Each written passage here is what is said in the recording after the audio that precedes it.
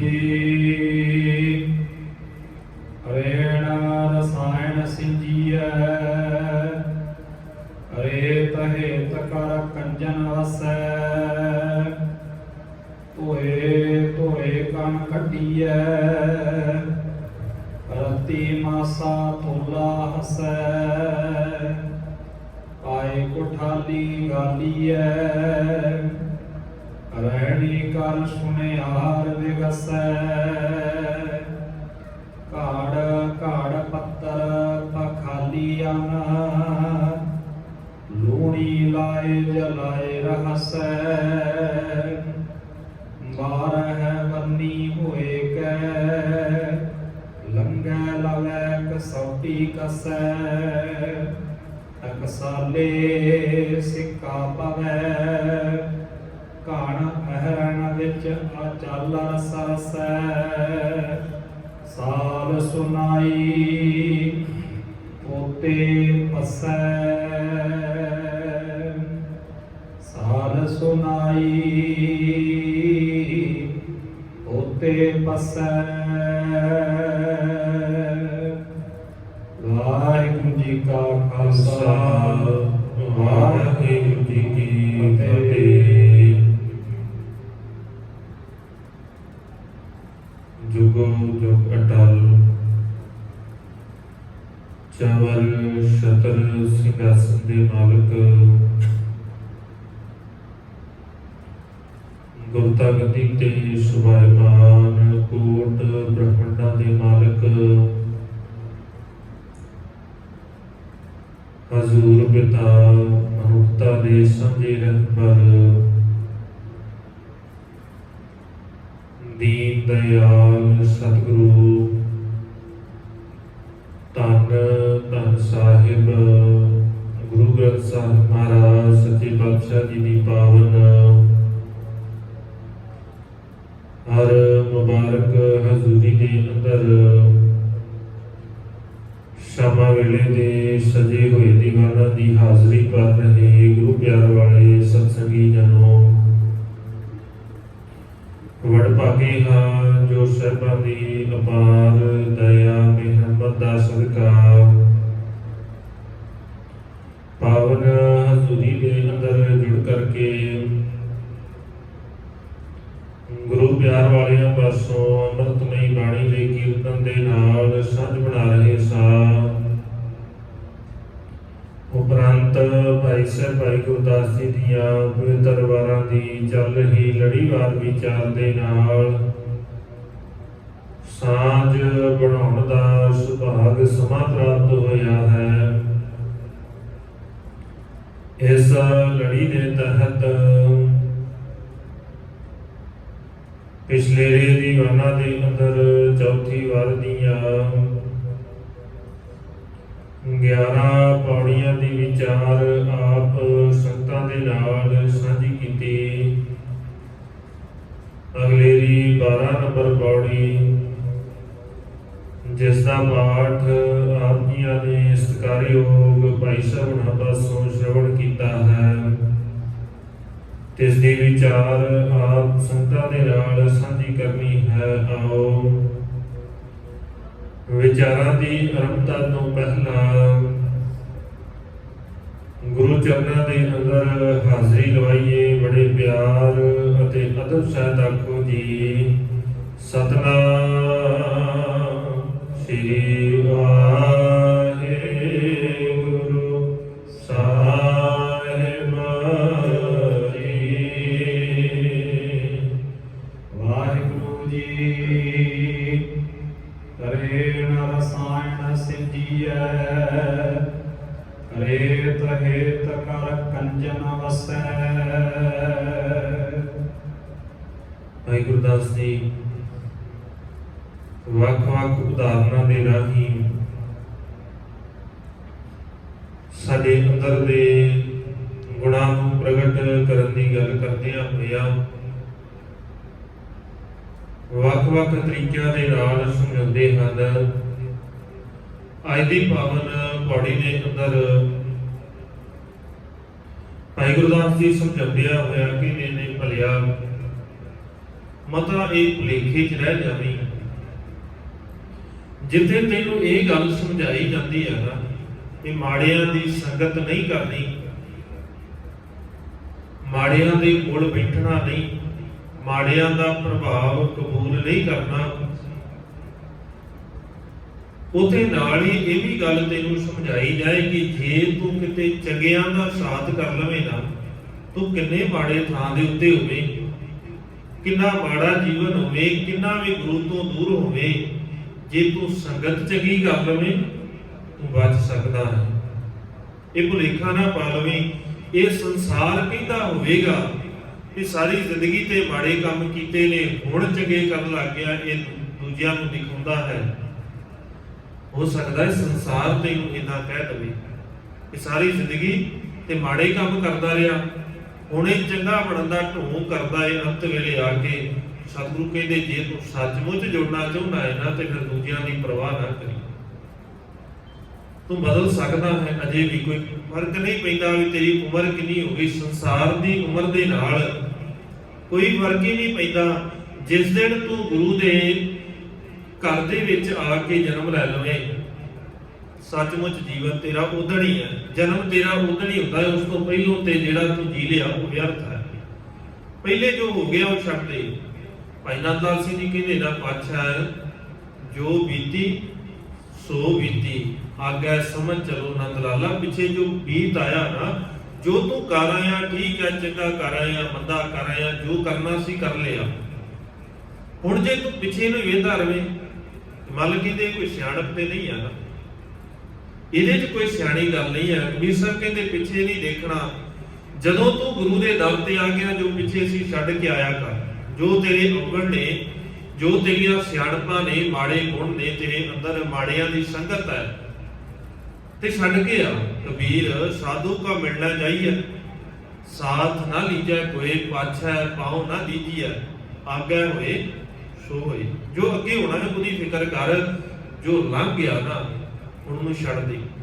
ਬੜਾ ਕੁਝ ਕਰਕੇ ਆ ਗਿਆ, ਬੜੀ ਜ਼ਿੰਦਗੀ ਇਦਾਂ ਹੀ ਖੁਆਰ ਕਰ ਲਈ ਹੈ। ਜੇ ਤੂੰ ਚੰਗਿਆਂ ਦੀ ਸੰਗਤ ਅੱਜ ਵੀ ਕਰ ਲਵੇਂ, ਕਿੰਨਾ ਮਾੜਾ ਹੋਵੇ ਤੂੰ, ਕਿੰਨੇ ਮਾੜੇ ਸੁਭਾਅ ਦਾ ਹੋਵੇ, ਜੇ ਤੇਰੇ ਅੰਦਰ ਕੋਈ ਗੁਣ ਹੈਗਾ ਹੈ ਨਾ, ਉਸ ਗੁਣ ਦੀ ਬਦੌਲਤ ਤੂੰ ਚੰਗਿਆਂ ਦੇ ਨਾਲ ਜੁੜ, ਬਾਕੀ ਕੰਮ ਉਹਨਾਂ ਨੇ ਆਪੇ ਕਰ ਲੈਣਾ। ਭਾਈ ਗੁਰਦਾਸ ਜੀ ਉਦਾਹਰਨ ਦਿੰਦੇ ਆ, ਕਹਿੰਦੇ ਨੇ ਕਦੇ ਦੇਖੀ ਸੋਨੇ ਨੂੰ ਨਿਕਲਦਾ ਹੋਇਆ, ਸੋਨਾ ਕਿੱਥੋਂ ਨਿਕਲਦਾ ਹੈ? ਮਿੱਟੀ ਦੇ ਵਿੱਚੋਂ। ਮਿੱਟੀ ਦੇ ਵਿੱਚੋਂ ਸੋਨਾ ਨਿਕਲਦਾ ਹੈ ਕਣਾਂ ਦੇ ਵਿੱਚ। ਭਾਈ ਗੁਰਦਾਸ ਕਹਿੰਦੇ ਕਣਾਂ ਦੇ ਵਿੱਚੋਂ ਨਿਕਲਿਆ ਰੇਣ ਰਸਾਇਣ ਸਿੱਧੀਆ, ਰੇਤ ਹੀਤ ਕਰ ਕੰਚਨ ਵਸੈ। ਕੰਚਨ ਕਿੱਥੇ ਵਸਦਾ ਹੈ? ਰੇਤਾਂ ਦੇ ਵਿੱਚ, ਮਿੱਟੀ ਦੇ ਵਿੱਚ, ਧੂੜ ਦੇ ਵਿੱਚ ਵਸਦਾ ਹੈ। ਕਿੰਨੀ ਮਾੜੀ ਸੰਗਤ ਹੈ ਉਹਦੀ। ਹੁਣ ਜੇ ਉਹਦੀ ਸੰਗਤ ਨੂੰ ਦੇਖ ਕੇ ਕੋਈ ਕਹਿ ਦੇਵੇ ਕਿ ਮੈਂ ਇਹਨੂੰ ਕੱਢਦਾ ਹੀ ਨਹੀਂ ਬਾਹਰ, ਫਿਰ ਵੀ ਮਾੜੀ ਗੱਲ ਹੈ। ਜੇ ਗੁਣ ਦਿਖਦਾ ਹੈ ਨਾ ਤੇ ਫਿਰ ਬਾਹਰ ਕੱਢ ਲੈਣਾ ਚਾਹੀਦਾ ਹੈ। ਸਤਿਗੁਰੂ ਨੂੰ ਕੋਈ ਗੁਣ ਦਿਖਿਆ ਸੀ, ਕੋਈ ਗੁਣ ਦਿਖਿਆ ਹੈ ਨਾ ਭਾਈ ਕੁੰਡੇ ਦੇ ਅੰਦਰ ਕਿ ਇਹ ਇਦਾਂ ਦਾ ਹੈ ਨਹੀਂ, ਸੱਚਮੁੱਚ ਅੰਦਰੋਂ ਇਦਾਂ ਦਾ ਨਹੀਂ ਹੈ, ਪਰ ਸੰਸਾਰ ਦੇ ਕਾਰਨ ਕਿਸੇ ਕਾਰਨ ਵਸ ਇਹ ਇਦਾਂ ਦਾ ਹੋ ਗਿਆ ਹੈ। ਪਰ ਇਹਨੂੰ ਅਜੇ ਵੀ ਬਦਲਿਆ ਜਾ ਸਕਦਾ ਹੈ, ਕਿਉਂਕਿ ਗੁਣ ਇਹਦੇ 'ਚ ਹੈਗਾ ਹੈ। ਜੇ ਸੱਚਮੁੱਚ ਗੁਣ ਹੈਗਾ ਹੈ ਤੇ ਗੁਰੂ ਕਿਰਪਾ ਕਰਦਾ ਹੈ। ਮਾਲਕੀ ਨੇ ਕਿੰਨੀ ਮਾੜੀ ਸੰਗਤ ਹੈ, ਜੇ ਤੂੰ ਸੱਚਮੁੱਚ ਗੁਣਵਾਨ ਹੋਵੇ, ਕੋਈ ਵਿਰਲਾ ਗੁਣ ਤੇਰੇ ਅੰਦਰ ਹੈ ਤੇ ਗੁਰੂ ਤੈਨੂੰ ਕਿਰਪਾ ਕਰਕੇ ਉਸ ਸੋਨੇ ਦੇ ਕਣਾਂ ਵਾਂਗ ਮਿੱਟੀ ਦੇ ਵਿੱਚੋਂ ਬਾਹਰ ਕੱਢ ਲਵੇਗਾ। ਧੋਏ ਧੋਏ ਕਣ ਕੱਢੀਐ, ਰਤੀ ਮਾਸਾ ਤੁਰ ਹਸੈ। ਗੁਰੂ ਕਿਰਪਾ ਕਰਦਾ ਹੈ, ਧੋਂਦਾ ਹੈ। ਜਿੱਦਾਂ ਉਹ ਸੋਨਾ ਕੱਢਣ ਵਾਲੇ ਨੇ ਮਿੱਟੀ ਕੱਢਣ ਵਾਸਤੇ, ਮਿੱਟੀ ਉਤਾਰਨ ਵਾਸਤੇ ਉਹ ਸੋਨੇ ਦੇ ਕਣਾਂ ਨੂੰ ਬਾਰ-ਬਾਰ ਧੋਤਾ ਹੈ ਨਾ, ਸਾਫ਼ ਕੀਤਾ ਹੈ। ਸਤਿਗੁਰੂ ਵੀ ਤੇ ਇਵੇਂ ਕਰਦੇ ਨੇ। ਕਿੰਨੀ ਕਰਮ ਕਾਂਡੀ ਜ਼ਿੰਦਗੀ ਬਤੀਤ ਕੀਤੀ ਹੈ। ਸੰਸਾਰ ਦੇ ਅੰਦਰ ਰਹਿੰਦਿਆਂ ਲਗਭਗ 62 ਸਾਲ ਦੀ ਉਮਰ ਹੋ ਗਈ ਹੈ। ਜ਼ਿੰਦਗੀ ਸਾਰੀ ਦੀ ਸਾਰੀ ਕਰਮ ਕਾਂਡੀ ਕੱਢ ਦਿੱਤੀ ਹੈ। ਬਾਬਾ ਅਮਰਦਾਸ ਸਾਰੀ ਜ਼ਿੰਦਗੀ ਹੋਰ ਥਾਂ ਦੇ ਉੱਤੇ ਤੁਰਿਆ ਫਿਰਦਾ ਰਿਹਾ, ਮੂਰਤੀਆਂ ਨੂੰ ਪੂਜਦਾ ਹੈ, ਕਰਮ ਕਾਂਡ ਕਰਦਾ ਹੈ। ਕਦੇ ਕੋਈ ਰੱਬ ਦੀ ਗੱਲ ਕੀਤੀ ਨਹੀਂ ਕਿ ਸਿੱਧਾ ਰੱਬ ਦੇ ਨਾਲ ਜੁੜਨ ਵਾਲਾ ਸੁਭਾਅ ਕਦੇ ਹੈ ਹੀ ਨਹੀਂ ਸੀ। 62 ਸਾਲ ਦੀ ਉਮਰ ਹੋ ਗਈ ਹੈ। ਸਾਰੀ ਜ਼ਿੰਦਗੀ ਆਪ ਹੀ ਕੁਝ ਕੀਤਾ ਹੈ। ਇੱਕ ਦਿਨ ਕੰਨਾਂ ਦੇ ਵਿੱਚ ਬਾਣੀ ਪੈ ਗਈ, ਗੁਰੂ ਦੀ ਬਖਸ਼ਿਸ਼ ਹੋ ਗਈ। ਉਸ ਬਾਣੀ ਨੇ ਇੰਨਾ ਕੁ ਖਿੱਚ ਪਾਈ, ਕਿਉਂਕਿ ਅੰਦਰ ਗੁਣ ਹੈਗਾ ਸੀ।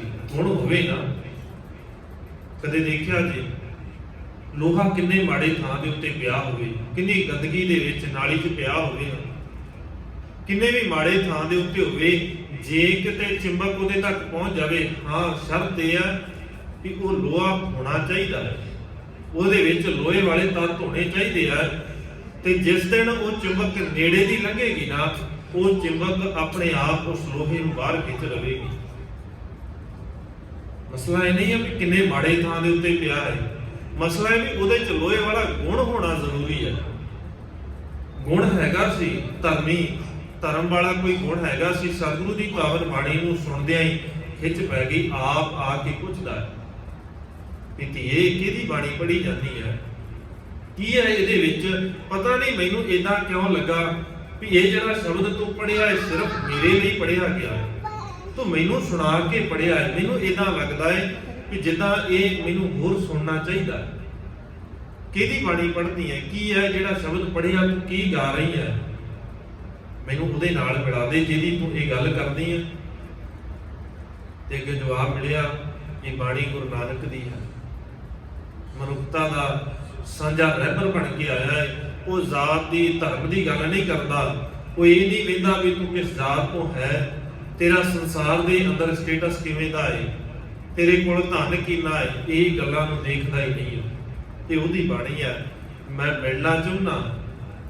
ਤੇ ਅੱਗੇ ਜਵਾਬ ਮਿਲਿਆ, ਉਹ ਤਾਂ ਨਹੀਂ ਹੈ, ਸਰੀਰ ਤਾਂ ਨਹੀਂ ਉਹ ਵਾਲਾ ਹੈ ਜਿਸ ਸਰੀਰ ਦੇ ਰਾਹੀਂ ਇਹ ਬਾਣੀ ਆਈ, ਪਰ ਜੋਤ ਅੱਜ ਵੀ ਉਹ ਟਿਕੀ ਹੋਈ ਹੈ। ਉਹ ਜੋਤ ਅੱਜ ਮੇਰੇ ਪਿਤਾ ਦੇ ਅੰਦਰ ਹੈ। ਜੇ ਤੁਸੀਂ ਚਾਹੋ ਤੇ ਮੈਂ ਤੁਹਾਨੂੰ ਮਿਲਾ ਸਕਦੀ ਹਾਂ।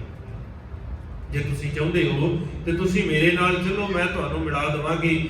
62 ਸਾਲ ਦੀ ਉਮਰ ਦੇ ਵਿੱਚ ਜਾ ਕੇ ਧੰਨ ਗੁਰੂ ਅੰਗਦ ਸਾਹਿਬ ਮਹਾਰਾਜ ਸੱਚੇ ਪਾਤਸ਼ਾਹ ਨੂੰ ਮਿਲਦੇ ਆ, ਆਪਣੇ ਤੋਂ ਅੱਧੀ ਉਮਰ ਦੇ ਨੂੰ। ਔਰ ਰਿਸ਼ਤਾ ਵੀ ਵੱਡਾ ਹੈ, ਕਿਉਂਕਿ ਅੱਜ ਵੀ ਸਮਾਜ ਦੇ ਅੰਦਰ ਇਹ ਧਾਰਨਾ ਹੈ ਨਾ ਕਿ ਮੁੰਡੇ ਵਾਲੇ ਪਾਸੇ ਜਿਹੜੇ ਹੁੰਦੇ ਨੇ ਉਹ ਉੱਚੇ ਨੇ, ਉਹਨਾਂ ਦਾ ਸਟੇਟਸ ਉੱਚਾ ਹੈ, ਕੁੜੀ ਵਾਲੇ ਨੀਵੇਂ ਨੇ। ਇਹ ਭਾਵਨਾ ਜੀ ਬਣੀ ਹੋਈ ਆ, ਅੱਜ ਵੀ ਇਦਾਂ ਹੀ ਉੱਥੇ ਸੀ। ਧੰਨ ਗੁਰੂ ਅਮਰਦਾਸ ਸਾਹਿਬ ਮਹਾਰਾਜ ਰਿਸ਼ਤੇ ਦੇ ਵਿੱਚ ਸਹੁਰੇ ਲੱਗਦੇ ਨੇ, ਔਰ ਇਦਾਂ ਦਾ ਸੁਭਾਅ ਬਣਿਆ ਹੈ, ਸੁਭਾਅ ਇਦਾਂ ਦਾ ਬਣ ਗਿਆ ਵੀ ਫਰਕ ਰਿਹਾ ਹੀ ਨਹੀਂ ਅੱਜ ਵੀ ਵੱਡਾ ਕੌਣ ਹੈ ਤੇ ਰਿਸ਼ਤਾ ਕਿਹਦਾ ਵੱਡਾ ਹੈ। ਨਾ ਉਮਰ ਦਾ ਲਿਹਾਜ਼ ਹੈ, ਨਾ ਰਿਸ਼ਤੇ ਦਾ ਕੋਈ ਫਰਕ ਪੈਂਦਾ ਹੈ। ਜਾ ਕੇ ਝੁਕ ਗਏ ਉਹਦੇ ਅੱਗੇ ਜਿਹੜਾ ਸੱਚਮੁੱਚ ਗੁਰੂ ਨਾਨਕ ਦੀ ਜੋਤ ਨੂੰ ਆਪਣੇ ਹਿਰਦੇ ਦੇ ਅੰਦਰ ਸਮੋ ਕੇ ਬੈਠਾ ਹੈ, ਧੰਨ ਗੁਰੂ ਅੰਗਦ ਸਾਹਿਬ ਮਹਾਰਾਜ ਦੇ ਚਰਨਾਂ ਦੇ ਵਿੱਚ। ਔਰ ਗੁਰੂ ਨੇ ਕਿਰਪਾ ਕੀਤੀ, ਉਹ ਸਾਰਾ ਕਰਮਕਾਂਡੀ ਜੀਵਨ ਬਾਹਰ ਕੱਢ ਲਿਆ। ਉਸ ਸਾਰਾ ਕੁਝ ਜਿੰਨਾ ਸੁਭਾਅ ਮਾੜਾ ਸੀ ਉਹਨੂੰ ਕੱਢ ਕੇ ਪਾਸੇ ਰੱਖ ਦਿੱਤਾ। ਅੱਜ ਇਹ ਧੋ ਕੇ ਫਿਰ ਇੱਕ ਵਾਰ ਨਹੀਂ, ਲੰਮੇਰੇ ਸਮੇਂ ਤੱਕ ਧੋਇਆ ਹੈ। ਔਰ ਧੋਣ ਦਾ ਤਰੀਕਾ ਬੜਾ ਵਧੀਆ ਹੈ। ਉਹ ਧੋਣ ਦਾ ਇੱਕੋ ਹੀ ਇੱਕ ਤਰੀਕਾ ਸਾਡੇ ਕੋਲ, ਬਾਣੀ ਨੂੰ ਪੜ੍ਹਨਾ ਤੇ ਸੇਵਾ ਕਰਨੀ। ਇਸੇ ਤਰੀਕੇ ਦੇ ਨਾਲ ਬਾਰ-ਬਾਰ ਧੋਇਆ, ਧੋਏ ਕਣ ਕੱਢੀ ਹੈ, ਰੱਤੀ ਮਾਸਾ ਤੋਲਾ ਹੋਸੈ। ਉਹ ਫਿਰ ਤੋਲਿਆ ਜਾਂਦਾ ਹੈ, ਕਾਹਦੇ ਵਿੱਚ? ਰਤੀਆਂ ਦੇ ਵਿੱਚ ਤੋਲਿਆ ਜਾਂਦਾ ਹੈ, ਮਾਸਿਆਂ ਦੇ ਵਿੱਚ ਉਹ ਸੋਨੇ ਨੂੰ ਤੋਲਿਆ ਜਾਂਦਾ ਹੈ। ਆਏ ਕੋਠਾਲੀ ਗਾਲੀਐ, ਹਰੇਣੀ ਕਰ ਸੁਨਿਆਰ ਵਿਗਸੈ। ਜਿਵੇਂ ਸੁਨਿਆਰਾ ਕਸਵੱਟੀ ਦੇ ਵਿੱਚ ਪਾ ਕੇ ਫਿਰ ਉਹ ਸੋਨੇ ਨੂੰ ਕੱਸਦਾ ਹੈ ਨਾ, ਕੋਠਾਲੀ 'ਚ ਪਾ ਕੇ ਉਹਨੂੰ ਸੇਕਦਾ ਹੈ ਅੱਗ ਦੇ ਉੱਤੇ, ਵੀ ਇਹਦੇ ਵਿੱਚੋਂ ਮਾੜੇ ਤੱਤ ਨਿਕਲ ਜਾਣ। ਇਦਾਂ ਹੀ ਤੇ ਗੁਰੂ ਵੀ ਕਰਦਾ ਹੈ, ਕਿੰਨਾ ਕੁਝ ਕਰਦਾ ਹੈ ਨਾ ਗੁਰੂ, ਕਿੰਨੀਆਂ ਪ੍ਰੀਖਿਆਵਾਂ ਲੈਂਦਾ ਹੈ, ਕਿੰਨਾ ਸਮਾਂ। ਧੰਨ ਗੁਰੂ ਰਾਮਦਾਸ ਸਾਹਿਬ ਮਹਾਰਾਜ ਸੱਚੇ ਪਾਤਸ਼ਾਹ ਸੇਵਾ ਕਰਦੇ ਨੇ।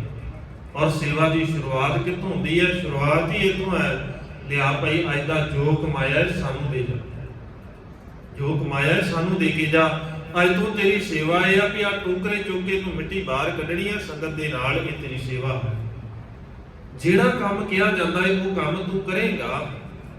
ਔਰ ਜੇ ਕਰਨ ਲੱਗ ਗਏ ਜੋ ਗੁਰੂ ਕਹਿੰਦਾ ਹੈ, ਇਹੀ ਤੇ ਕਸਵੱਟੀ ਹੈ ਨਾ। ਫਿਰ ਗੁਰੂ ਇਥੋਂ ਤੱਕ ਕਸਵੱਟੀ ਦੇ ਉੱਤੇ ਲਾ ਕੇ ਪਰਖ ਕਰਦਾ ਹੈ ਕਿ ਜੇ ਲੋੜ ਪੈਂਦੀ ਹੈ ਤੇ ਗੁਰੂ ਇਹ ਵੀ ਕਹੇਗਾ ਡਾਂਗ ਮਾਰ ਕੇ ਵੀ ਤੂੰ ਦੌੜ ਜਾਓ। ਦੌੜਾਉਂਦਾ ਵੀ ਹੈ, ਭਾਈ ਲੈਣੇ ਨੂੰ ਦੌੜਾਇਆ ਨਾ ਗੁਰੂ ਨਾਨਕ ਸਾਹਿਬ ਮਹਾਰਾਜ ਸੱਚੇ ਪਾਤਸ਼ਾਹ ਨੇ। ਵੀ ਭਾਈ ਲੈਣਿਆ ਕੀ ਮੰਗਦਾ, ਇਥੋਂ ਦੌੜ ਜਾਣਾ ਚਾਹੀਦਾ, ਤੈਨੂੰ ਡਾਂਗ ਵੀ ਮਾਰ ਦੇ। ਪਰ ਉੱਥੇ ਤੇ ਮਸਲਾ ਹੈ ਨਾ, ਉੱਥੇ ਡਾਂਗਾਂ ਦੀ ਪਰਵਾਹ ਹੀ ਨਹੀਂ ਹੈ। ਹੁਣ ਜੇ ਸੋਨਾ ਕਵੇ ਵੀ ਭਲਿਆ ਮੈਨੂੰ ਆ ਕੁਠਾਲੀ ਚੋਂ ਬਾਹਰ ਕੱਢ, ਮੈਂ ਇਸ ਕੁਠਾਲੀ 'ਚ ਨਹੀਂ ਪੈਣਾ ਚਾਹੁੰਦਾ, ਤੇ ਜਦੋਂ ਤੱਕ ਉਹ ਕੁਠਾਲੀ 'ਚ ਪਏਗਾ ਨਹੀਂ ਉਦੋਂ ਤੱਕ ਉਹਦੀ ਕੀਮਤ ਨਹੀਂ ਵੱਧ ਸਕਦੀ। ਕੀਮਤ ਹੀ ਉਦੋਂ ਵੱਧਦੀ ਹੈ ਜਿਸ ਦਿਨ ਉਹ ਕੁਠਾਲੀ ਦੇ ਵਿੱਚ ਪੈਂਦਾ ਹੈ। ਸਾਨੂੰ ਇਦਾਂ ਲੱਗਦਾ ਹੈ, ਸਾਨੂੰ ਇਦਾਂ ਹੀ ਲੱਗਦਾ ਹੈ ਨਾ ਕਿ ਜੇ ਗੁਰੂ ਨੇ ਕੋਈ ਦੁੱਖ ਦੇ ਦਿੱਤਾ ਛੱਡ ਕੇ ਦੌੜ ਜਾਓ। ਸੌਖਾ ਜਿਹਾ ਤਰੀਕਾ ਹੈ ਨਾ ਸਾਡੇ ਕੋਲ।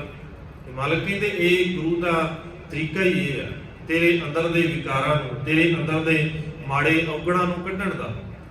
ਭਾਈ ਗੁਰਦਾਸ ਜੀ ਦੀਆਂ ਉਦਾਹਰਨਾਂ ਉਹ ਹਰੇਕ ਗੱਲ ਉਦਾਹਰਨ ਦੇ ਨਾਲ ਹੀ ਕਰਦੇ ਨੇ। ਕੋਈ ਵੀ ਸਿਧਾਂਤ ਉਹਨਾਂ ਨੇ ਸਮਝਾਉਣਾ ਹੋਵੇ, ਉਹ ਕਹਿੰਦੇ ਜੇ ਤੈਨੂੰ ਗੁਰੂ ਦੁੱਖ ਦੇ ਰਿਹਾ ਨਾ ਤੇ ਐਵੇਂ ਡਰ ਨਾ ਜਾਇਆ ਕਰ, ਡਰਨ ਦੀ ਲੋੜ ਨਹੀਂ ਹੈ।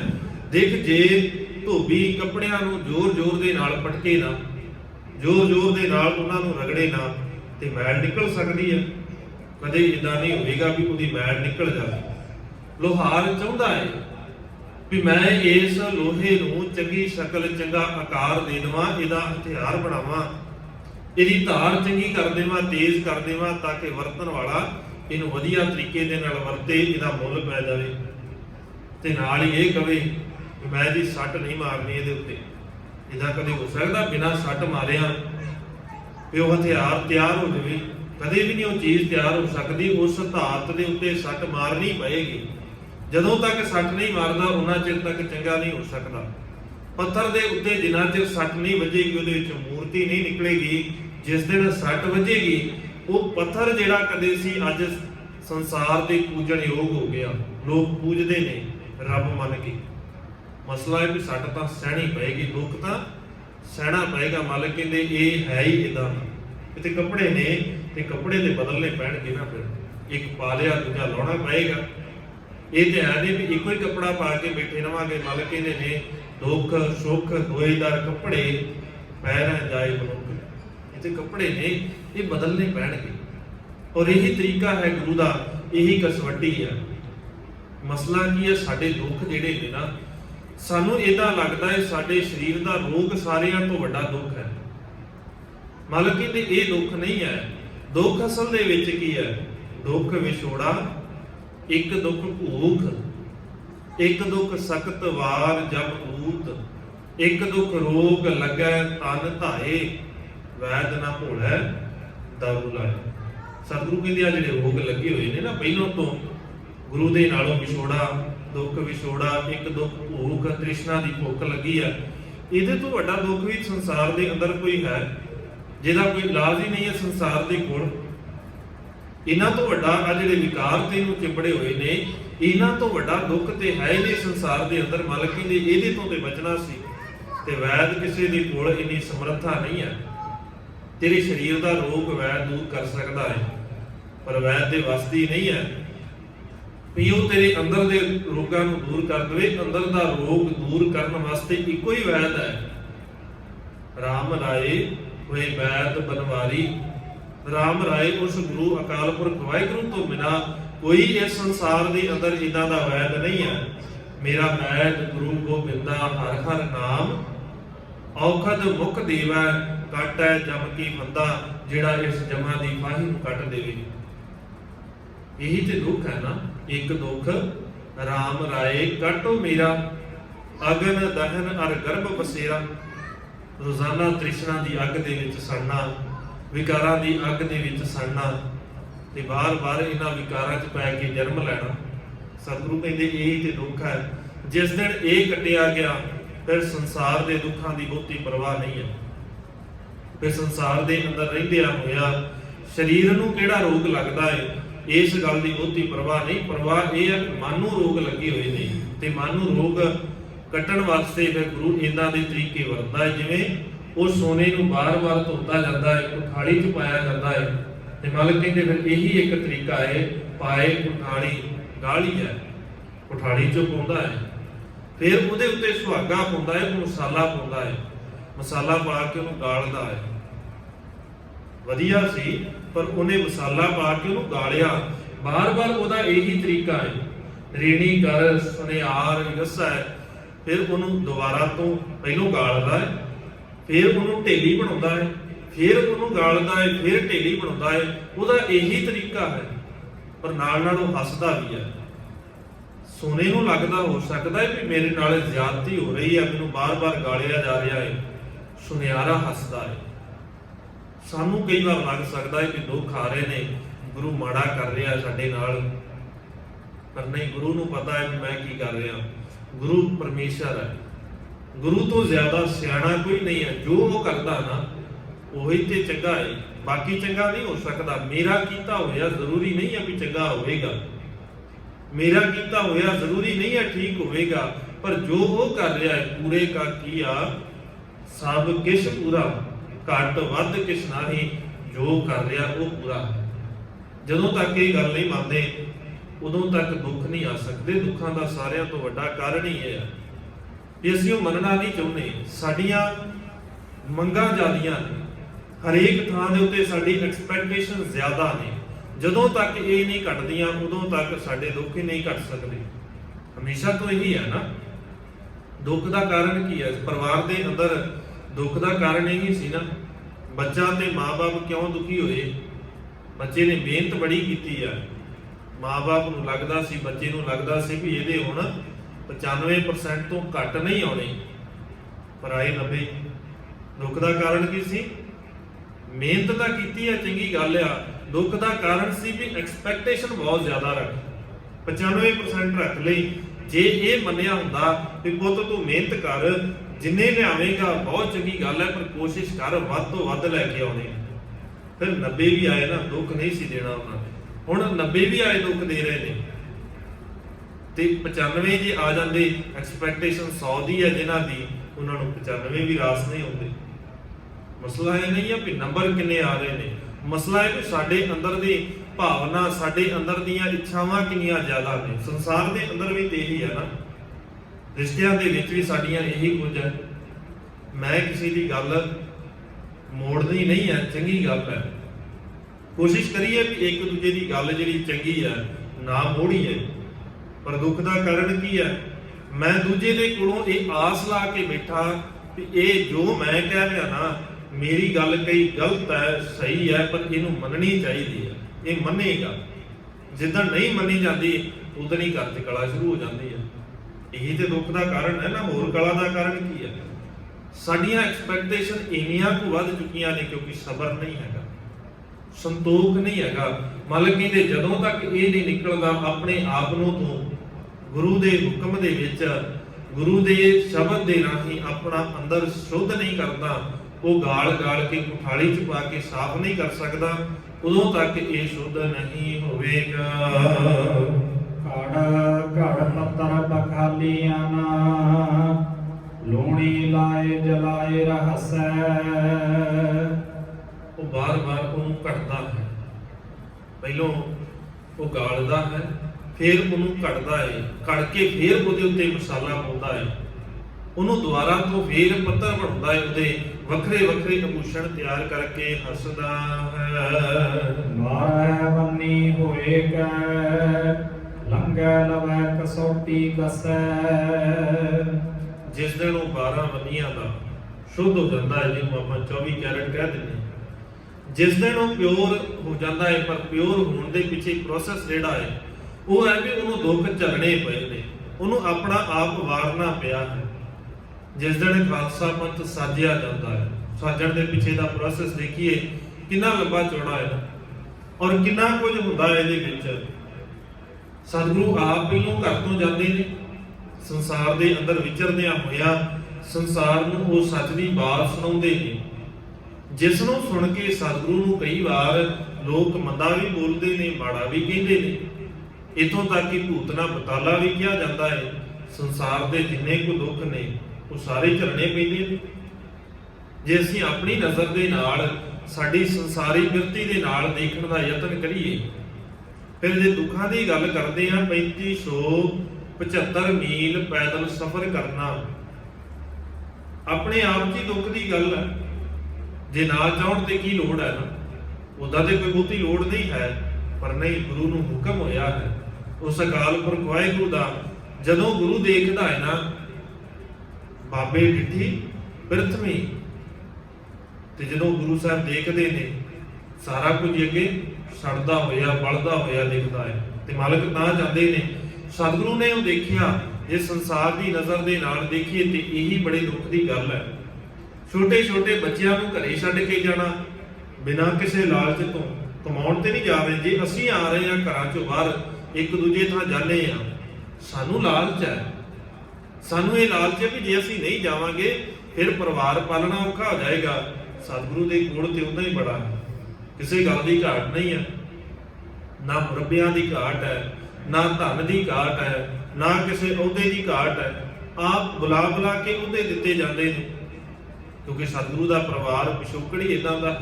ਪਿਤਾ ਉਸ ਇਲਾਕੇ ਦੇ ਸਾਰਿਆਂ ਤੋਂ ਵੱਡੇ ਅਫਸਰ ਨੇ। ਅਸੀਂ ਤੇ ਪਟਵਾਰੀ ਬਣਾ ਕੇ ਪੇਸ਼ ਕਰ ਦਿੱਤਾ, ਉਹ ਵੱਖਰੀ ਗੱਲ ਹੈ, ਸਾਡੀ ਸਿਆਣਪ ਇੰਨੀ ਕੁ ਹੈ। ਉਸ ਇਲਾਕੇ ਦੇ ਸਾਰਿਆਂ ਤੋਂ ਵੱਡੇ ਅਫਸਰ ਨੇ। ਮਹਿਤੇ ਦਾ ਕਦੇ ਅਰਥ ਪੜ੍ਹ ਕੇ ਦੇਖਿਆ ਜੇ ਸਮਝ ਆ ਜਾਏਗੀ ਵੀ ਅਸਲ 'ਚ ਮਹਿਤਾ ਹੁੰਦਾ ਕੌਣ ਹੈ। ਮਹਿਤੇ ਦਾ ਅਰਥ ਪਟਵਾਰੀ ਨਹੀਂ ਹੁੰਦਾ, ਕਦੇ ਧਿਆਨ ਦਿਆ ਜੇ ਉਹ ਸਮਝ ਆ ਜਾਏਗੀ ਵੀ ਉਹ ਇਲਾਕੇ ਦਾ ਸਾਰਿਆਂ ਤੋਂ ਵੱਡਾ ਅਫਸਰ ਹੈ। ਉਹਦੇ ਕਹਿਣ ਦੇ ਉੱਤੇ ਉਹਦੇ ਪੁੱਤ ਨੂੰ ਜਿੱਥੇ ਮਰਜ਼ੀ ਲਾਇਆ ਜਾ ਸਕਦਾ ਹੈ, ਔਰ ਲਾਉਣ ਦੀ ਕਹਿਣ ਦੀ ਲੋੜ ਹੀ ਨਹੀਂ, ਸਿਫਾਰਿਸ਼ ਦੀ ਲੋੜ ਨਹੀਂ ਪੈਂਦੀ। ਉਹ ਆਪਣੇ ਆਪ ਹੀ ਰਾਏ ਬੁਲਾ ਕੇ ਕਹਿ ਦਿੰਦਾ ਹੈ ਵੀ ਆਹ ਤੁਸੀਂ ਕੰਮ ਕਰਨਾ ਹੈ। ਉੱਥੇ ਦਾ ਸਾਰਿਆਂ ਤੋਂ ਵੱਡਾ ਰੈਵਨਿਊ ਅਫਸਰ ਬਣਾ ਦਿੱਤਾ ਜਾਂਦਾ ਹੈ। ਉੱਥੇ ਵੀ ਅਸੀਂ ਗੁਰੂ ਸਾਹਿਬ ਨੂੰ ਬਣਾ ਦਿੱਤਾ ਮੋਦੀ ਖਾਨੇ ਦਾ ਇੰਚਾਰਜ, ਤੇ ਨਾਲ ਹੀ ਰੱਖ ਦਿੱਤੇ ਵੱਡੇ ਵੀ ਆਹ ਗੁਰੂ ਸਾਹਿਬ ਹੁਣ ਤੋਲਦੇ ਨੇ। ਗੁਰੂ ਸਾਹਿਬ ਤੋਲਦੇ ਨਹੀਂ ਸੀ, ਉਹਨਾਂ ਦੇ ਥੱਲੇ ਕਿੰਨੇ ਕੰਮ ਕਰਨ ਵਾਲੇ ਸਨ। ਸਤਿਗੁਰੂ ਉੱਥੇ ਦੇ ਸਾਰਿਆਂ ਤੋਂ ਉੱਚੇ ਅਹੁਦੇ ਦੇ ਮਾਲਕ ਸਨ, ਸਾਰਿਆਂ ਤੋਂ ਜ਼ਿਆਦਾ ਵੱਡੀ ਜ਼ਿੰਮੇਵਾਰੀ ਉਹਨਾਂ ਦੇ ਕੋਲ ਸੀ। ਉੱਥੇ ਉਹ ਵੱਡੇ ਫੜ ਕੇ ਤੋਲਦੇ ਨਹੀਂ ਸਨ। ਇਹ ਪਤਾ ਨਹੀਂ ਕਿਉਂ ਅਸੀਂ ਇਦਾਂ ਦੀਆਂ ਗੱਲਾਂ ਸੁਣ ਲਈਆਂ ਤੇ ਮੰਨ ਲਈਆਂ, ਨਾ ਧਿਆਨ ਦੇ ਕੇ ਅਣਗਹਿਲੀ ਦੇ ਵਿੱਚ ਸ਼ਬਦਾਂ ਦਾ ਬਸ ਹੇਰ ਫੇਰ ਹੈ। ਜਦੋਂ ਅਸੀਂ ਸ਼ਬਦਾਂ ਦੇ ਅਰਥਾਂ ਨੂੰ ਧਿਆਨ ਦੇ ਨਾਲ ਨਹੀਂ ਦੇਖਾਂਗੇ ਫਿਰ ਸਮਝ ਨਹੀਂ ਆਉਂਦੀ। ਉਹ ਹੀ ਹੋਇਆ, ਔਰ ਲੋੜ ਨਹੀਂ ਸੀ ਕਿਤੇ ਵੀ ਜਾਣ ਦੀ, ਸਤਿਗੁਰੂ ਫਿਰ ਵੀ ਜਾਂਦੇ ਨੇ।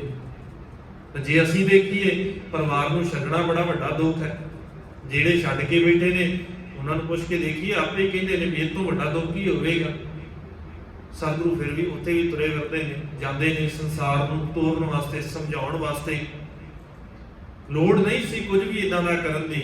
ਧੰਨ ਗੁਰੂ ਅਰਜਨ ਸਾਹਿਬ ਮਹਾਰਾਜ ਸੱਚੇ ਪਾਤਸ਼ਾਹ ਕਹਿ ਦਿੰਦੇ ਵੀ ਠੀਕ ਹੈ ਭਲਿਆ, ਜਿੱਥੇ ਸੰਸਾਰ ਦੇ ਹੋਰ ਧਰਮੀ ਕਹੀ ਜਾਂਦੇ ਨੇ ਤੇ ਕਵਨ ਦੇ ਨਿਰਪ ਹੋਏ ਹਮੇ ਕਿਹਾ ਹਾਨੇ, ਲੋਕਾਂ ਨੂੰ ਤੰਗ ਕਰਦੇ ਹੋ ਤੇ ਕਰਦੇ ਰਹੋ, ਮੈਨੂੰ ਨਾ ਤੰਗ ਕਰੋ, ਬਸ ਮੈਂ ਤੁਹਾਡੇ ਤੋਂ ਕੀ ਲੈਣਾ। ਤੇ ਕੀ ਲੋੜ ਪਈ ਸੀ ਤਤੀ ਤਵੀ ਦੇ ਉੱਤੇ ਬੈਠਣ ਦੀ। ਮਸਲਾ ਇਹ ਨਹੀਂ ਆ। ਸਤਿਗੁਰੂ ਨੇ ਸਾਨੂੰ ਸਾਰਾ ਕੁਝ ਪ੍ਰੈਕਟੀਕਲ ਕਰਕੇ ਦਿਖਾਇਆ, ਭਲਿਆ ਦੇਖ ਕਿਤੇ ਡੋਲ ਨਾ ਜਾਵੇ। ਸੰਸਾਰ ਉਦਾਹਰਨਾਂ ਦਿੰਦਾ ਹੋਏਗਾ ਉਹਨਾਂ ਦੀਆਂ, ਜਿਨ੍ਹਾਂ ਨੂੰ ਇਦਾਂ ਦੇ ਕੰਮਾਂ ਤੋਂ ਡਰ ਲੱਗਦਾ ਹੋਏਗਾ। ਤੂੰ ਇਦਾਂ ਦਾ ਬਣਨਾ ਹੈ ਵੀ ਤੈਨੂੰ ਡਰ ਨਹੀਂ ਲੱਗਣਾ ਚਾਹੀਦਾ। ਤੂੰ ਇਦਾਂ ਦਾ ਬਣਨਾ ਹੈ, ਤੇਰੇ ਅੰਦਰ ਇਦਾਂ ਦੀਆਂ ਭਾਵਨਾਵਾਂ ਨਹੀਂ ਹੋਣੀਆਂ ਚਾਹੀਦੀਆਂ ਵੀ ਸੰਸਾਰ ਦੇ ਦੁੱਖਾਂ ਦੇ ਕਰਕੇ ਤੂੰ ਡੋਲ ਜਾਵੇਂ। ਤੇਰੇ ਜਿਹੜੇ ਅੰਦਰ ਦੇ ਦੁੱਖ ਨੇ ਨਾ, ਤੂੰ ਉਹਨਾਂ ਨੂੰ ਕੱਟਣ ਦਾ ਯਤਨ। ਔਰ ਉਹ ਸੁਨਿਆਰਾ ਵੀ ਉਦਾਂ ਹੀ ਕਰਦਾ ਹੈ। ਉਹ ਬਾਰ-ਬਾਰ ਉਹਨਾਂ ਪੱਤਰਿਆਂ ਨੂੰ ਬਣਾ ਕੇ ਸੋਨੇ ਨੂੰ ਘੜ ਕਰਕੇ ਫਿਰ ਦੁਬਾਰਾ ਤੋਂ ਗਾਲਦਾ ਹੈ। ਟਕਸਾਲੇ ਸਿੱਕਾ ਪਵੈ, ਕਾਣਾ ਅਹਰਣ ਵਿੱਚ ਚਲ ਸਰਸੈ। ਫਿਰ ਟਕਸਾਲ ਦੇ ਵਿੱਚ ਜਿਸ ਦਿਨ ਉਹ 12 ਦਾ ਸ਼ੁੱਧ ਹੋ ਗਿਆ, ਖਿਆਲ ਕਰਿਆ ਜੇ ਉਹਨਾਂ ਚਿਰ ਨਹੀਂ, ਜਿੰਨਾ ਚਿਰ ਤੱਕ ਉਹ 12 ਦਾ ਸ਼ੁੱਧ ਨਹੀਂ ਹੁੰਦਾ, ਉਹਨਾਂ ਚਿਰ ਤੱਕ ਟਕਸਾਲ ਦੇ ਅੰਦਰ ਨਹੀਂ ਜਾਂਦਾ। ਉਹਨਾਂ ਚਿਰ ਤੱਕ ਉੱਥੇ ਸਿੱਕੇ ਨਹੀਂ ਬਣਦੇ। ਟਕਸਾਲ ਉਸ ਜਗ੍ਹਾ ਨੂੰ ਕਿਹਾ ਜਾਂਦਾ ਜਿੱਥੇ ਸਿੱਕੇ ਬਣਦੇ ਨੇ, ਜਿੱਥੇ ਸ਼ੁੱਧ ਸੋਨੇ ਨੂੰ ਘੜਿਆ ਜਾਂਦਾ ਹੈ। ਜਦੋਂ ਤੱਕ ਸ਼ੁੱਧ ਨਹੀਂ ਹੁੰਦਾ ਸੋਨਾ, ਉਹ ਟਕਸਾਲ ਦੇ ਅੰਦਰ ਪ੍ਰਵਾਨ ਨਹੀਂ ਹੁੰਦਾ। ਤੇ ਗੁਰੂ ਦੇ ਦਰ ਦੇ ਉੱਤੇ ਵੀ ਉਹੀ ਪ੍ਰਵਾਨ ਹੁੰਦੇ ਨੇ। ਇਹ ਗੁਰੂ ਦੇ ਟਕਸਾਲ ਹੈ ਨਾ, ਘੜੀਆ ਸ਼ਬਦ ਸੱਚੀ ਟਕਸਾਲ। ਪਰ ਕਿਹੜੇ ਘੜੇ ਜਾਂਦੇ ਨੇ? ਜਿਨ ਕਾ ਨਦਰ ਕਰਮ ਤਿਨ ਧਾਰ, ਜਿਨ੍ਹਾਂ ਦੇ ਉੱਤੇ ਗੁਰੂ ਦੀ ਬਖਸ਼ਿਸ਼ ਹੋ ਜਾਏ ਫਿਰ ਉਹ ਘੜੇ ਜਾਂਦੇ ਨੇ। ਉਹ ਮਾਲਕ ਦੇ ਦਰ ਦੇ ਉੱਤੇ ਪ੍ਰਵਾਨ ਹੋ ਜਾਂਦੇ ਨੇ। ਦੂਜਾ ਨਹੀਂ ਪ੍ਰਵਾਨ ਹੋ ਸਕਦਾ। ਜਦੋਂ ਤੱਕ ਔਗਣ ਨੇ, ਜਦੋਂ ਤੱਕ ਸਾਡੇ ਅੰਦਰ ਦੇ ਉਹ ਮਾੜੇ ਸੁਭਾਅ ਦੂਰ ਨਹੀਂ ਹੁੰਦੇ, ਉਹਨਾਂ ਚਿਰ ਤੱਕ ਪ੍ਰਵਾਨਗੀ ਨਹੀਂ ਹੈ। ਔਰ ਗੁਰੂ ਬਾਰ-ਬਾਰ ਇਹਨਾਂ ਦੇ ਕੰਮ ਕਰਦਾ ਹੈ ਜਿਹਦੇ ਨਾਲ ਸਾਨੂੰ ਪਰਖਿਆ ਜਾਂਦਾ ਹੈ। ਸਤਿਗੁਰੂ ਦੇ ਦਰ ਦੇ ਉੱਤੇ ਇਹ ਤਰੀਕਾ ਹੈ, ਕਸਵੱਟੀ ਹੈ ਪਰਖਣ ਦੀ। ਜਦੋਂ ਵੀ ਦੇਖਿਆ ਜੇ ਪਰਖਣ ਦਾ ਇਹੀ ਤਰੀਕਾ ਹੈ, ਉੱਥੇ ਪਰਖਣ ਵਾਸਤੇ ਸਾਰਿਆਂ ਤੋਂ ਵੱਡਾ ਤਰੀਕਾ ਕੀ ਹੈ? ਹੁਕਮ ਨੂੰ ਮੰਨਣਾ। ਜਦੋਂ ਤੱਕ ਹੁਕਮ ਨਹੀਂ ਮੰਨਦੇ ਉਦੋਂ ਤੱਕ ਪ੍ਰਵਾਨ ਨਹੀਂ ਹੋ ਸਕਦੀ। ਜੇ ਹੁਕਮ ਮੰਨ ਲੈਂਦੇ ਤੇ ਬਾਬਾ ਸ਼੍ਰੀ ਚੰਦ ਵੀ ਪ੍ਰਵਾਨ ਹੋ ਸਕਦਾ ਸੀ, ਪਰ ਨਹੀਂ ਹੋਇਆ। ਪਰਿਵਾਰ ਦਾ ਸੀ, ਸਤਿਗੁਰੂ ਦਾ ਆਪਣਾ ਪੁੱਤਰ ਸੀ, ਪਰ ਪ੍ਰਵਾਨ ਨਹੀਂ ਹੋਇਆ। ਪ੍ਰਵਾਨ ਕੌਣ ਹੁੰਦਾ ਏ? ਭਾਈ ਲਹਿਣਾ ਆ ਕੇ ਪ੍ਰਵਾਨ ਹੁੰਦਾ ਏ, ਕਿਉਂਕਿ ਹੁਕਮ ਮੰਨਣ ਲੱਗਿਆ ਇੱਕ ਵਾਰ ਵੀ ਇਹ ਗੱਲ ਨਹੀਂ ਕਹਿੰਦਾ ਕਿ ਸਤਿਗੁਰੂ ਕੀ ਲੋੜ ਹੈ।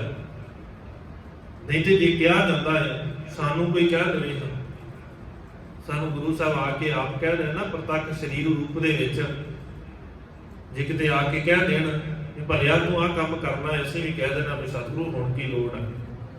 ਕਹਿੰਦੇ ਆ ਨਾ, ਬੜਾ ਕੁਝ ਕਹਿੰਦੇ ਆ, ਅਸੀਂ ਅੱਜ ਵੀ ਕਹਿ ਦੇਣਾ ਹੈ। ਕਿੰਨਾ ਅਸੀਂ ਸੁਣ ਲਈਏ, ਕਿੰਨੀ ਬਾਣੀ ਪੜ੍ਹ ਲਈਏ, ਅਸੀਂ ਫਿਰ ਵੀ ਇਦਾਂ ਹੀ ਕਹਿ ਦੇਣਾ। ਜੇ ਕਿਤੇ ਸਤਿਗੁਰੂ ਨੇ ਸਾਨੂੰ ਕਿਹਾ ਹੁੰਦਾ ਨਾ ਵੀ ਭਾਈ ਆ ਮੀਂਹ ਪੈ ਰਿਹਾ, ਬਰਸਾਤ ਹੋ ਰਹੀ ਹੈ, ਕੋਈ ਗੱਲ ਨਹੀਂ, ਪਰ ਤੂੰ ਕੱਪੜੇ ਧੋ ਕੇ ਲਿਆਉਣੇ ਆ, ਅੱਧੀ ਰਾਤ ਹੋਈ ਹੈ, ਬਰਸਾਤ ਵੀ ਹੋ ਰਹੀ ਹੈ, ਰਾਤ ਵੀ ਅੱਧੀ ਹੋਈ ਹੈ, ਤੂੰ ਬਸਤਰ ਧੋ ਕੇ ਲਿਆਉਣੇ ਆ, ਭਲਿਆ ਮੀਂਹ ਪੈ ਰਿਹਾ, ਕੋਈ ਗੱਲ ਨਹੀਂ, ਪਰ ਆ ਕੰਧ ਨੂੰ ਮਿੱਟੀ ਲਾਉਣੀ ਹੈ। ਅਸੀਂ ਜਾਣਾ ਸੀ ਕਦੇ ਵੀ ਨਹੀਂ ਸੀ ਜਾਣਾ। ਅਸੀਂ ਕਹਿਣਾ ਵੀ ਸਤਿਗੁਰੂ ਇਹ ਕੋਈ ਤਰੀਕਾ ਥੋੜੀ ਨਾ ਹੁੰਦਾ ਹੈ, ਮੀਂਹ ਪਈ ਜਾਂਦਾ ਤੁਸੀਂ ਤੇ ਐਵੇਂ ਮਾਰੀ ਜਾਂਦੇ ਹੋ ਆਪਣੀਆਂ, ਕਹਿੰਦੇ ਆ ਨਾ। ਅਸੀਂ ਅੱਜ ਵੀ ਤੇ ਕਹਿ ਦਿੰਦੇ ਆ, ਫਿਰ ਕੀ ਅੱਜ ਸਤਿਗੁਰੂ ਕਹਿੰਦੇ ਮੰਨੀਆਂ ਥੋੜੀ ਨਾ ਜਾ ਸਕਦੀਆਂ ਸਾਰੀਆਂ, ਅੱਜ ਵੀ ਤੇ ਕਹਿੰਦੇ ਆ ਵੀ ਏਦਾਂ ਥੋੜੀ ਨਾ ਕੰਮ ਚੱਲਦਾ ਹੈ। ਜੇ ਦੁਕਾਨਦਾਰੀ ਕਰਨੀ ਆ ਤੇ ਝੂਠ ਤੇ ਬੋਲਣਾ ਹੀ ਪਏਗਾ, ਛੱਡਿਆ ਥੋੜੀ ਨਾ ਜਾ ਸਕਦਾ ਹੈ, ਸੁਭਾਅ ਨਹੀਂ ਬਦਲਣਾ। ਸਤਿਗੁਰੂ ਪ੍ਰਤੱਖ ਸਰੀਰ ਰੂਪ ਆ ਜਾਣਾ। ਧੰਨ ਗੁਰੂ ਗ੍ਰੰਥ ਸਾਹਿਬ ਮਹਾਰਾਜ ਜੋਤ ਰੂਪ ਨੇ।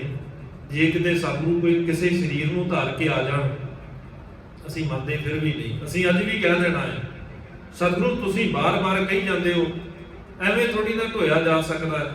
ਇੰਨਾ ਪਾਣੀ ਮੈਂ ਇਕੱਲਾ ਕਿਉਂ ਧੋ ਕੇ ਲਿਆਵਾਂ?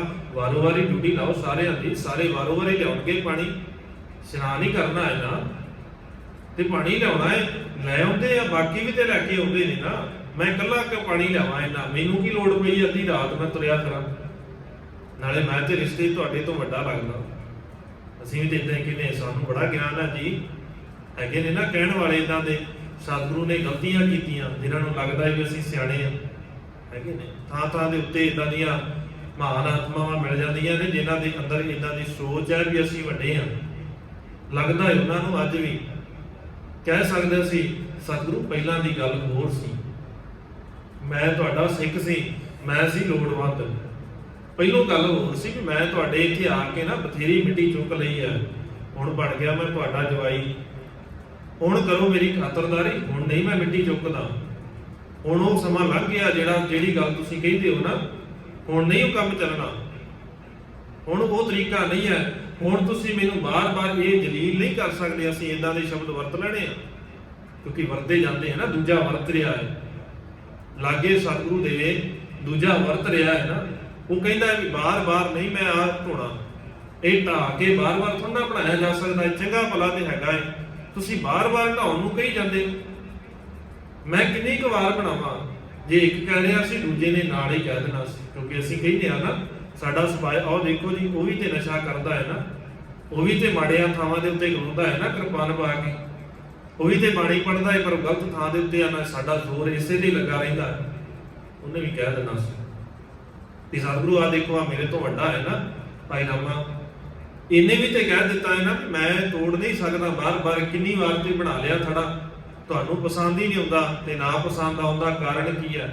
ਤੁਹਾਡੀ ਉਮਰ ਵਡੇਰੀ ਹੋ ਗਈ, ਦਿਮਾਗ ਨਹੀਂ ਸਹੀ ਨਾ ਕੰਮ ਕਰਦਾ। ਅਸੀਂ ਵੀ ਤੇ ਕਹਿ ਦੇਣਾ ਇਦਾਂ। ਸਾਡੇ ਵੀ ਇਦਾਂ ਦਾ ਹੀ ਹਾਲ ਹੈ, ਸਾਡਾ ਅੰਦਰ ਵੀ ਇਦਾਂ ਦਾ ਹੀ ਹੈ। ਸੱਚ ਇਹੀ ਹੈ, ਇਦਾਂ ਦੀ ਸ਼ਬਦਾਵਲੀ ਅਸੀਂ ਵਰਤ ਦੇਣੀ ਆ। ਅਸੀਂ ਕਹਿ ਦੇਣਾ ਹੈ ਕਿ ਸਤਿਗੁਰੂ ਕੋਈ ਲੋੜ ਨਹੀਂ ਹੈ, ਤੁਹਾਨੂੰ ਨਹੀਂ ਪਸੰਦ ਆਉਂਦਾ ਤੇ ਮਰਜ਼ੀ ਆ ਤੁਹਾਡੀ, ਤੁਹਾਡੇ ਹੁਕਮਾਂ ਤੋਂ ਅਸੀਂ ਕੀ ਲੈਣਾ ਹੈ? ਕਰਦੇ ਆ ਨਾ ਅਸੀਂ ਕਿੰਨੇ ਕੰਮ ਇਦਾਂ ਦੇ ਕਰਦੇ ਆ ਵੀ ਗੁਰੂ ਸਾਹਿਬ ਕਹਿੰਦੇ ਆ ਕੋਈ ਗੱਲ ਨਹੀਂ, ਪਰ ਅਸੀਂ ਤੇ ਆਪਣੀ ਮਰਜ਼ੀ ਕਰਨੀ ਹੈ। ਮਾਲਕ ਕਹਿੰਦੇ ਇੱਥੇ ਮਰਜ਼ੀਆਂ ਨਹੀਂ। ਜਿੰਨਾ ਚਿਰ ਤੱਕ ਸ਼ੁੱਧ ਨਹੀਂ ਹੋਵੇਗਾ ਉਹਨਾਂ ਚਿਰ ਤੱਕ ਪ੍ਰਵਾਨਗੀ ਵਾਲੀ ਗੱਲ ਆਪਣੇ ਖਿਆਲ ਚੋਂ ਕੱਢ ਦੇਵੀਂ ਵੀ ਗੁਰੂ ਤੈਨੂੰ ਪ੍ਰਵਾਨ ਕਰ ਲਵੇਗਾ। ਤੇ ਪ੍ਰਵਾਨਗੀ ਦਾ ਇੱਕੋ ਹੀ ਤਰੀਕਾ ਹੈ, ਉਹ ਹੈ ਸੁਣ ਕੇ ਮੰਨਣਾ, ਮੰਨ ਕੇ ਹਿਰਦੇ ਚ ਵਸਾਉਣਾ।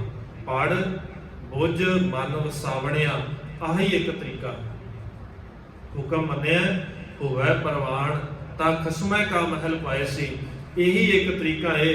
ਹੋਰ ਸਤਿਗੁਰੂ ਕਹਿੰਦੇ ਸੰਸਾਰ ਦੇ ਦੱਸੇ ਤਰੀਕਿਆਂ ਦੇ ਨਾਲ ਕਿੰਨੇ ਕਰਮ ਕਰ ਲੈ, ਇਹ ਕਿਸੇ ਲੇਖੇ ਨਹੀਂ ਲੱਗਣੇ। ਇਹਨਾਂ ਦੇ ਨਾਲ ਗੁਰੂ ਨੇ ਰਿਝਣਾ ਨਹੀਂ ਹੈ, ਗੁਰੂ ਨੂੰ ਰਿਝਾਉਣਾ ਹੈ। ਫਿਰ ਇੱਕੋ ਹੀ ਇੱਕ ਤਰੀਕਾ ਹੈ, ਉਹ ਗੁਰੂ ਦੇ ਹੁਕਮ ਨੂੰ ਮੰਨ। ਨਹੀਂ ਜੇ ਆਪਣੀਆਂ ਮਰਜ਼ੀਆਂ ਸਿਆਣਪਾਂ ਦੇ ਨਾਲ ਕੀਤੇ ਹੋਏ ਕੰਮ, ਮਤਲਬ ਕਹਿੰਦੇ ਕਰਮ ਧਰਮ ਪਾਖੰਡ ਜੋ ਦੀਸੈ ਤਿਨ ਜਮ ਜਾਗਾਤੀ ਲੁੱਟੈ। ਕਰਨਾ ਕੀ ਹੈ? ਨਿਰਵਾਣ ਕੀਰਤਨ ਗਾਵੋ ਕਰਤੇ ਕਰ ਨਿਮਕ ਸਿਮਰਤ ਜਿਤ ਛੁਟੈ। ਨਿਰਵਾਣ ਹੋ ਕਰਕੇ ਲਾਲਸਾਵਾਂ ਤੋਂ ਰਹਿਤ ਹੋ ਕਰਕੇ ਜਿਸ ਦਿਨ ਗੁਰੂ ਦਾ ਸਿਮਰਨ ਸਿਫਤ ਸਲਾਹ ਕਰੇਗਾ। ਕੀਰਤਨ ਦਾ ਕੋਈ ਵੀ ਤਰੀਕਾ ਹੋ ਸਕਦਾ ਹੈ। ਕੀਰਤਨ ਦਾ ਭਾਵ ਹੁੰਦਾ ਹੈ ਸਿਫਤ ਸਲਾਹ ਕਰਨੀ। ਉਹ ਭਾਵੇਂ ਬਾਣੀ ਪੜ੍ਹ ਕੇ ਕਰ ਲਈਏ, ਭਾਵੇਂ ਉਹਦੀ ਯਾਦ ਦੇ ਵਿੱਚ ਵਿਚਰਦਿਆਂ ਹੋਇਆਂ ਕਰ ਲਈਏ, ਉਹਦੇ ਗੁਣਾਂ ਨੂੰ ਗਾਉਂਦਿਆਂ ਹੋਇਆਂ ਕਰ ਲਈਏ, ਭਾਵੇਂ ਉਹ ਰਾਗਾਂ ਦੇ ਰਾਹੀਂ ਕਰ ਲਈਏ। ਹਰੇਕ ਤਰੀਕੇ ਦੇ ਨਾਲ, ਜਿਸ ਤਰੀਕੇ ਦੇ ਨਾਲ ਉਹਦੇ ਗੁਣਾਂ ਨੂੰ ਉਹਦੇ ਸਿਫਤ ਸਲਾਹ ਕੀਤੀ ਜਾਵੇ, ਉਹ ਤਰੀਕਾ ਕੀਰਤਨ ਦਾ ਹੈ। ਰਾਗਾਂ ਦੇ ਵਿੱਚ ਸਾਜ਼ਾਂ ਦੇ ਨਾਲ ਗਾਉਣਾ ਬਾਣੀ ਨੂੰ ਇਕੱਲਾ ਕੀਰਤਨ ਨਹੀਂ ਹੈ। ਕੀਰਤਨ ਦਾ ਸੁੱਖਾ ਜਿਹਾ ਅਰਥ ਹੈ ਸਿਫਤ ਸਲਾਹ ਕਰਨੀ। ਉਹ ਕੋਈ ਵੀ ਤਰੀਕਾ ਹੋ ਸਕਦਾ ਹੈ। ਮਤਲਬ ਕਹਿੰਦੇ ਸ਼ੁੱਧ ਹੋ ਗਿਆ, ਫਿਰ ਇਸ ਦਰ ਤੇ ਪ੍ਰਵਾਨ ਹੋ ਸਕਦਾ ਹੈ। ਸਾਲ ਸੁਨਾਈ ਪੋਤੇ ਪਸੈ। ਤੇ ਸ਼ੁੱਧ ਸੋਨਾ ਜਿਹੜਾ ਟਕਸਾਲ ਦੇ ਵਿੱਚ ਪਹੁੰਚ ਜਾਵੇ, ਫਿਰ ਉਹਦੇ ਸਿੱਕੇ ਬਣ ਜਾਣ, ਉਹੀ ਜੇਬਾਂ ਦੇ ਵਿੱਚ ਪਾਏ ਜਾ ਸਕਦੇ ਨੇ, ਉਹੀ ਖਜ਼ਾਨੇ ਦੇ ਅੰਦਰ ਸਾਂਭੇ ਜਾਂਦੇ ਨੇ। ਅਸ਼ੁੱਧ ਖੋਟ ਵਾਲੇ ਸਿੱਕੇ ਪ੍ਰਵਾਨ ਨਹੀਂ ਆ। ਸਤਿਗੁਰੂ ਕਹਿੰਦੇ ਇੱਥੇ ਖੋਟ ਪ੍ਰਵਾਨ ਨਹੀਂ ਹੈ, ਇੱਥੇ ਤੇ ਸ਼ੁੱਧ ਪ੍ਰਵਾਨ ਹੈ। ਕੱਚਾ ਨਹੀਂ ਪ੍ਰਵਾਨ, ਇੱਥੇ ਤੇ ਪੱਕਿਆ ਹੋਇਆ ਪ੍ਰਵਾਨ ਹੈ। ਤੇ ਪੱਕਣ ਵਾਸਤੇ ਉਹ ਤੈਨੂੰ ਸਾਰਾ ਕੰਮ ਕਰਨਾ ਪਏਗਾ। ਉਹ ਤੈਨੂੰ ਉਸ ਰੀਤਾ ਚੋਂ ਬਾਹਰ ਵੀ ਨਿਕਲਣਾ ਪਏਗਾ। ਤੈਨੂੰ ਬਾਰ-ਬਾਰ ਉਠਾਲੀ ਦੇ ਵਿੱਚ ਗਲਣਾ ਵੀ ਪਏਗਾ। ਗਲਣ ਤੋਂ ਬਾਅਦ ਸੱਟਾਂ ਵੀ ਖਾਣੀਆਂ ਪੈਣਗੀਆਂ। ਸੱਟਾਂ ਖਾਣ ਤੋਂ ਬਾਅਦ ਤੈਨੂੰ ਟਕਸਾਲ ਦੇ ਅੰਦਰ ਜਾ ਕਰਕੇ ਆਪਣੇ ਆਪ ਨੂੰ ਕਢਾਉਣਾ ਵੀ ਪਏਗਾ, ਵੱਖਰਾ ਵੀ ਹੋਣਾ ਪਏਗਾ ਬਾਕੀ ਹਿੱਸੇ ਦੇ ਨਾਲ। ਸਾਰਾ ਕੁਝ ਤੋੜ ਕੇ ਇਹ ਸਤਿਗੁਰੂ ਕਹਿੰਦੇ ਤਾਂ ਤੂੰ ਦਰ ਦੇ ਉੱਤੇ ਪ੍ਰਵਾਨ ਹੋ ਸਕਦਾ ਹੈ। ਜਿਸ ਦਿਨ ਕਹਿ ਦੇਵੇਗਾ ਨਾ ਵੀ ਬੜਾ ਕੁਛ ਇਸ ਸੰਸਾਰ ਦੇ ਅੰਦਰ, ਜਿਸ ਦਿਨ ਬਾਕੀ ਹਿੱਸੇ ਛੱਡ ਕੇ ਆਏਗਾ, ਹੱਬੇ ਸਾਗ ਕੂੜਾਵੇ ਮਿੱਠੇ ਤਾਓ ਪੱਲੇ ਟੈਂਡੇ ਲੱਗ, ਤਾਂ ਗੁਰੂ ਦੇ ਪੱਲੇ ਦੇ ਨਾਲ ਲੱਗ ਸਕਦੇ ਆ। ਜਦੋਂ ਸਾਰੀਆਂ ਆਸਾਵਾਂ ਤ੍ਰਿਸ਼ਨਾਵਾਂ ਲਾਲਚਾਂ ਨੂੰ ਛੱਡ ਕੇ ਗੁਰੂ ਦੇ ਦਰ ਦੇ ਉੱਤੇ ਆਵਾਂਗੇ ਤੇ ਹਿਰਦੇ ਦੇ ਅੰਦਰ ਉਹ ਗੁਣਾਂ ਨੂੰ ਧਾਰਨ ਕਰਾਂਗੇ। ਜਦੋਂ ਤੱਕ ਗੁਣ ਨਹੀਂ ਧਾਰਨ ਕਰਦੇ, ਉਦੋਂ ਤੱਕ ਗੁਰੂ ਦੇ ਨਾਲ ਸਾਂਝ ਨਹੀਂ। ਸਤਿਗੁਰੂ ਰਹਿਮਤ ਕਰਨ, ਆਪਣੀ ਪਾਵਨ ਬਾਣੀ ਦੇ ਸਿਧਾਂਤ ਗੁਰੂ ਦੀ ਵਿਚਾਰਧਾਰਾ ਦੇ ਨਾਲ ਸਾਨੂੰ ਜੋੜ ਦੇਣ। ਵਿਚਾਰਾਂ ਕਰਦਿਆਂ ਹੋਈਆਂ ਬੇਅੰਤ ਭੁੱਲਾਂ ਦੀ ਖਿਮਾ। ਬੁਲਾਓ ਜੀ ਫਤਿਹ, ਆਖੋ ਜੀ ਵਾਹਿਗੁਰੂ ਜੀ ਕਾ ਖਾਲਸਾ, ਵਾਹਿਗੁਰੂ ਜੀ ਕੀ ਫਤਿਹ।